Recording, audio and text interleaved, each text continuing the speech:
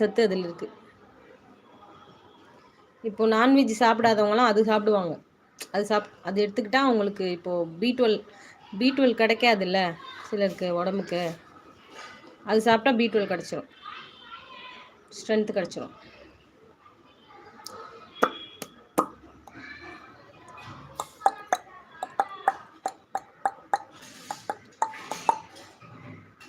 பறக்கும் பந்து பறக்கும், பறந்தோடி வந்து கிடைக்கும். எது சாப்பிட்டே கிடைக்கும்? பூசணிக்காடா, சக்கரை பூசணிக்காய். நான்வெஜ் சாப்பிடாதவங்க அது சாப்பிட்ணும், சாப்பிட்டா ரொம்ப நல்லது. அது பாதாம், அதில் பி12 இருக்குது. அப்புறம் சக்கரை பூசணிக்காய் இது. அப்புறம்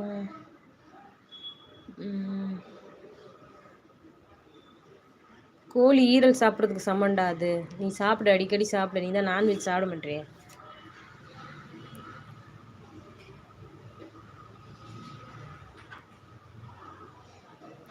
நீத்து வச்ச மீன் குழம்பு என்னை இருக்குதையா.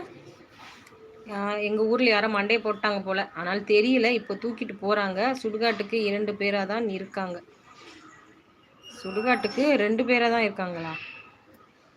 தூக்கிட்டு போகிறது 2 பேர் எப்படி தூக்கிட்டு போக முடியும்?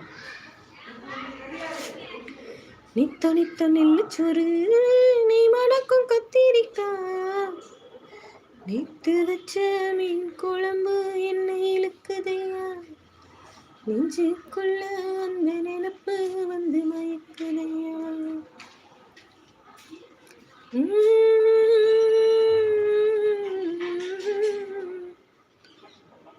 எங்கள் வீட்டில் நான்வெஜ்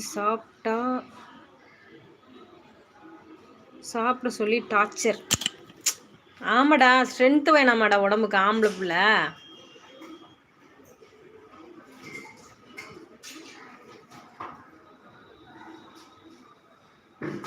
அதுக்கு என்ன உலகத்துல எல்லாமே இல்லை, அள்ளி தின்னும் ஆசைங்க.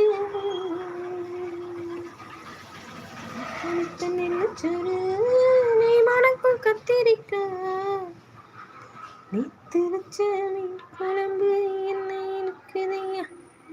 நீங்க சாப்பிடுங்க அக்கா. சாப்பிட்டு தான் இருக்கேன் நான்வெஜ்லாம். உதய் அக்கா நிறைய சாப்பிடுவேன். இந்த மீன் தான் செஞ்சு சாப்பிட்றதுக்கு டைம் இருக்காது. 8:30க்கெலாம் போகணுமா. ஆக்சுவலி ஈவினிங் டைமில் தான் செய்ய முடியும்.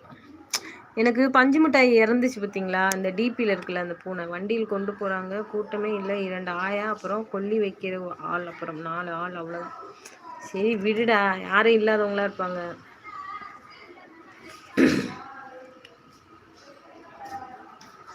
வயசான கட்டையாக இருக்கும்.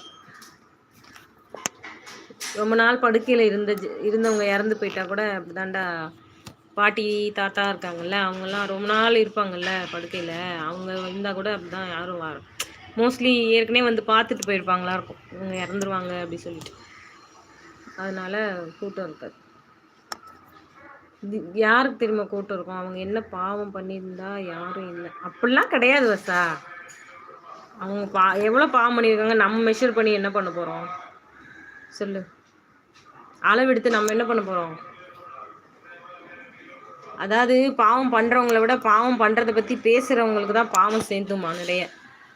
ஸோ அதனால் அந்த மாதிரிலாம் பேசக்கூடாது, சரியா? ஒரு ப்ராஸ்டியூட் இருந்தாலாம், ஒரு கதை தெரியுமா உனக்கு? இப்போது சாப்பிட்டு தானே வந்தீங்க, அதான் சாப்பிடுங்க அக்கான்னு சொன்னேன். சாப்பிட்டேன் சூர்யா, நான் சாப்பிட்டேன். 2 o'clock சாப்பிட்டேன். 1:15 வந்தேன் வீட்டுக்கு. அதான் 2 மணி ஆயிடுச்சு வீட்டுக்குள்ளே வர்றதுக்கு. வேலை முடியும் போது 1:45. அப்படிலாம் இல்லை அம்மா, எங்கள் ஊர் பெரிய கட்டை இருந்தால் ரொம்ப பயங்கரமாக நல்ல காசு செலவு பண்ணி எடுத்து போடுவாங்க. சூர்யா ஓகே அக்கா. அதான்டா, யாரை பற்றி எதுவும் பேசக்கூடாதுன்னு சொல்லுவாங்க சார். அவங்க பாவம் பண்ணியிருக்காங்க, பாவம் பண்ணல, நம்ம பார்த்தோமா? ஓகே அம்மா. ஒரு கதை இருக்கு பசா.